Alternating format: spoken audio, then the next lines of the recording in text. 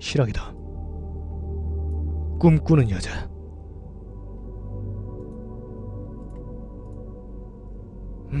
안녕하세요.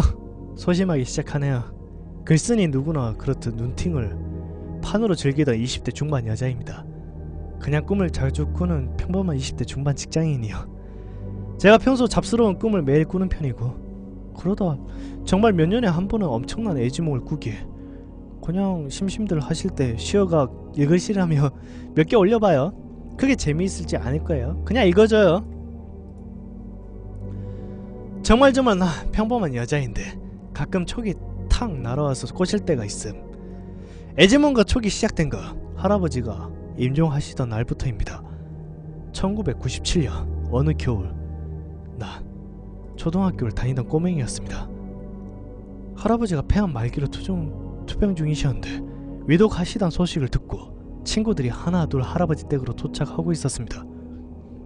그 당시 부모님이 저 부모님과 가장 가까이 살며 모시고 있었기에 난 어릴 때 할아버지, 할머니, 부모님 그 손에서 키워졌다고 말할 수가 있습니다. 아무튼 그때 겨울방학에 연을 만드는 게 유행이어서 동네 친구들과 함께 연을 날리러 걸어서 20분 거리의 동네로 놀러를 갔습니다. 연을 날리려고 뛰며 엄청 노력 중인데 갑자기 손바닥에 따끔해서 봤더니 피가 나고 있었습니다. 아마 실에 베었나 봅니다. 근데 그때 왜 그랬는지는 모르겠는데 아무 말 없이 손바닥을 꾹 쥐고 공중전화로 집에 전화를 걸었습니다. 받자마자 엄마가 하시는 말씀이 할아버지 돌아가셨으니 빨리 집으로 와라 라는 거였고, 그렇게 나 아무 말 없이 전화를 끊고 집으로 달려갔더니 수십 자식들과 손주들 중 나를 가장 예뻐하고 아끼셨던 할아버지는 이미 차가우셨습니다. 요즘엔 병원에서 장례를 치르지만 그때 시골에선 그냥 집에서 장례를 치르는 경우도 많았습니다.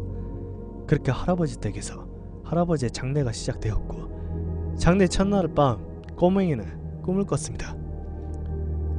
꿈에서도 나는 할아버지가 돌아가셨다는 걸 인지하고 있었습니다.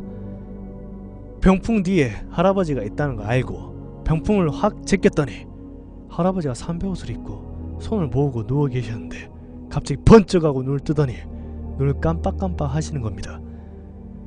놀라서 뚝 하고 쳐다보고 있는데 갑자기 누가 멀리서 부르느냐, 앉아서 요리조리 어디서 날 부르나 하고 고개를 막 돌리시더니 일어나서 나가시는 것입니다.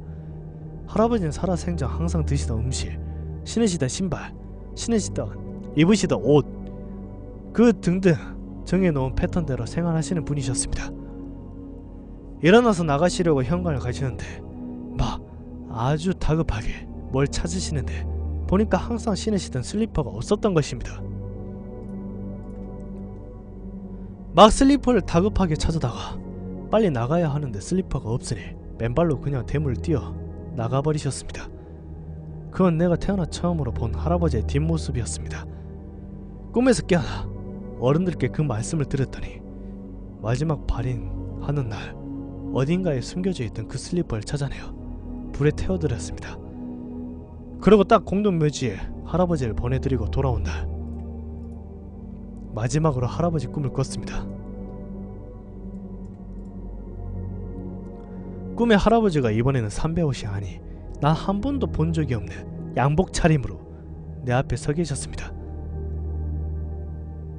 나를 데리고 집안으로 한 바퀴 쫙 도시면서 집안을 돌아보셨죠. 불도 끄고 빗자루도 제자리에 놓고 아궁이도 한번 열어보시더니 그러다 수도가에 도착하셨는데 동동아 온 조심해라 라고 하셨습니다. 어린 마음에 응?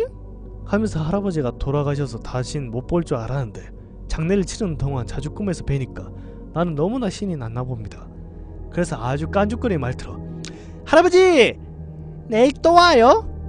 라고 했더니 갑자기 천도 벼랑이 내리치는 목소리로 오길! 어딜 또 와! 라고 하셨습니다. 지금 생각해보면 아마 정을 때려고 하셨던데, 그러고 20년이 가까워지는 지금까지 단 한 번도 정말 내 꿈에 보이신 적이 없었습니다. 암튼 또 그러고 잠에 깨어서 어머니, 아버지에게 꿈 얘기를 했습니다.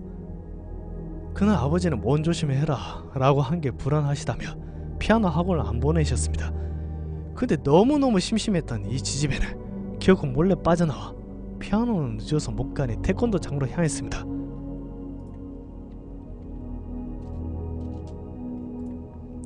피아노 학원차가 원래 태권도 다니는 애들을 도장에 내려주는 시스템이라 피아노가 마치는 시간에 내 친구들은 모두 도장에 오기 때문에 난 그 시간만을 기다렸습니다.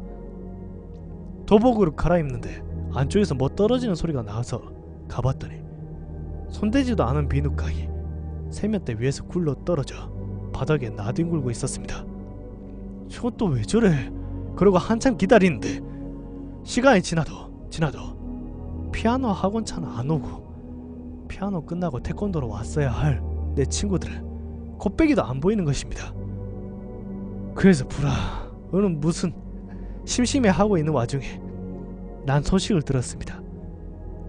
내가 타고 있을 그 시간에 피아노 학원차가 태권도 장에 거의 다 와서쯤에 낭떠러지로 떨어져 애들이 다쳤으며 임신 중이던 선생님이 병원으로 실려갔다는 소식을. 불행 중 다행으로 사망자는 없었으며 아기도 건강하게 태어났다고 합니다. 아무튼 그때부터 꿈이 잘 맞기 시작했습니다. 그리고 13살 때쯤 그때쯤이었던 것 같습니다. 또 그때 꿈을 꾸었죠. 옆에서 드르륵 밀어서 여는 철문 같은 게 있지 않았습니까? 그걸 열고 아주 어둡고 약간은 쌀쌀한 곳으로 들어섰습니다. 아무것도 안 보이는데 갑자기 귓가에 아이고 하는 곡소리가 들리기 시작했습니다. 그때 앞을 봤더니 상이 차려져 있었습니다. 향도 피워져 있고 아무도 가르쳐 주지 않았는데 그거 말고 보이는 것도 들리는 것도 없는데 속으로 생각을 했습니다. 아, 통닭집 아저씨가 돌아가셨구나. 그러고 잠에서 깨어났습니다. 삼촌과 함께 볼일을 보고 차 타고 돌아오는 중에 길가에 경찰들이 서 있었습니다. 그 옆에 부서진 오토바이가 한 대 누워있었고 사고가 났나보다 하고 지나쳤습니다. 그러고 며칠 뒤 태권도를 갔는데 애들이 말해주었습니다. 누나 통닭집 아저씨 돌아가셨대. 그땐 정말 속으로 헉 했습니다. 난 평소 왜 친분도 없던 그분 꿈을 꿨으며 그 사고 장면을 보게 된 건지. 하긴 가만 생각해보면 정말 일상이라고 해서 지나간 줄 모르겠고 특별한 친분도 없고 한 번도 관심을 가져본 적 없는 앞집의 통닭집 아저씨가 어느 날 바깥에서 무언가를 하는 모습이 갑자기 눈에 탁 하고 꽂혀 물끄러미 몇 초간을 가만히 쳐다본 적이 있었습니다. 저 아저씨 참 하얗네 하면서 그러고 며칠 뒤 꿈을 꿨고 아저씨는 돌아가셨으며 난 그 사고의 현장을 목격했습니다. 우연이라기엔 참 기묘한 일이었습니다. 이거 말고도 몇 개가 더 있는데 이야기가 너무 길어서 이만 줄이도록 하겠습니다.